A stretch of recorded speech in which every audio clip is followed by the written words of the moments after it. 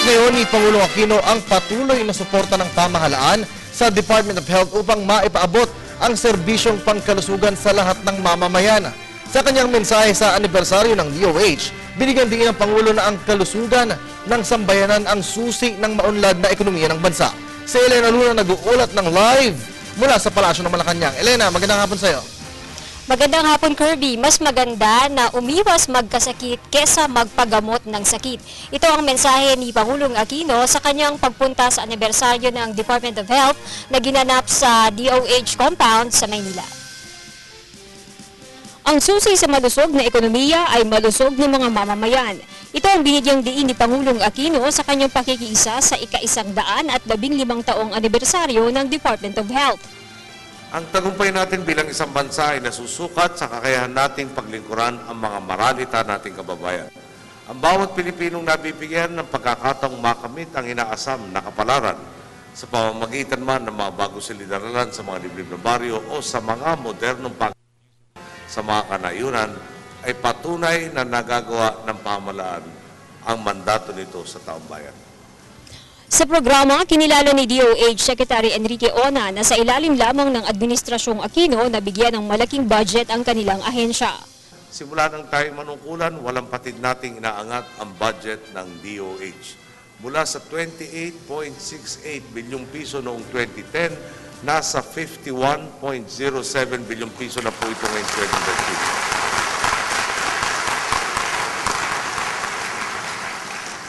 Nagawa natin itaas ang 78%, ligo lang po yun, ang budget ng DOH nang walang itinataas na buwis maliban sa syntax.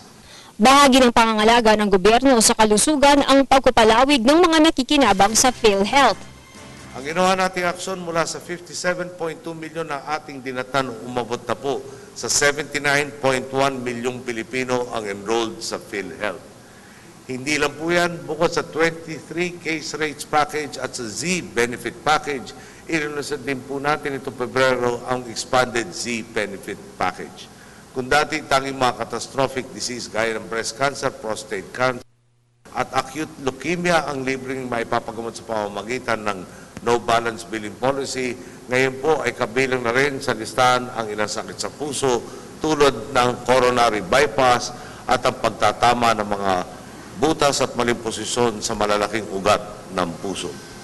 Sa nakalipas na 3 taon, umabot na sa mahigit 4,500 na ang mga medical facilities tulad ng ospital na naipatayo at naipaayos. Target ng gobyerno na umabot ang bilang sa 7,325 sa taong 2016. Tapos paalala lang sa lahat ng kawani ng ating Department of Health. Siguro nung nag-umpisa tayo, 40% karoon ng ating populasyon ay hindi makakakita ng health professional sa kanilang tanambuhay. Ngayon po ay talagang pinupuntahan na natin ang bawat lugar ng Pilipinas, maski gaano kaliblib po ito. Ang tagumpay po natin ay hindi sa dami ng gusali o equipment na makuha natin. Ang tagumpay natin dapat ang batayan at sukatan ay ilan ang Pilipinong makakaiwas pumunta ng ospital dahil naalagaan ang kanilang kalusugan. Mas maganda na ho siguro makaiwas ng sakit kaysa gamutin ang sakit. Di ba? Kaya inaasahan ko po kayo mga dalubhasa, kami po ay inyong alalay. Matapos dumalo sa anibersaryo ng DOH ay balik palasyo na si Pangulong Aquino. Mamayang 2 p.m. ay dadalo naman siya sa 50th anniversary ng National Irrigation Administration o NIA dyan sa Quezon City.